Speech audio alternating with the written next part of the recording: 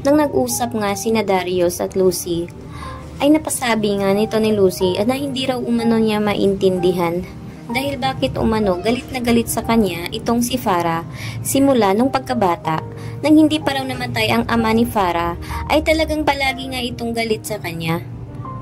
Hindi nga niya lubos maisip bakit ganito ang trato sa kanyang pinsan. Kaya naman ang sinabi naman ni Lucy na sana ay sila na lang ay nagiging kapatid, kundi sana hindi sana sila raw mag-aaway. Subalit, paano nga niya ito tatanggapin na kahit na anong gagawin niya, kahit mabuti ang kanyang loob at mabuti ang kanyang pakikitungo dito sa kanyang pinsan, ay hindi pa nga rin siya matatanggap nito.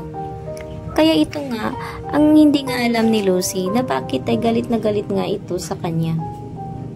Ang sinabi na lang ni Darius ay hayaan na lang umano itong si Farah dahil baka ganyan lang umano talaga ang kanyang pag-uugali.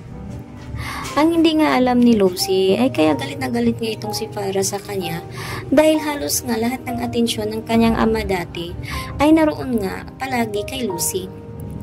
Kaya palagi nga iniisip ni Farah na baka hindi nga raw umano siya anak ng kanyang kinikilalang ama. Kaya't hindi pa rin mawala sa isip nga ni Farah ang ideyang iyon.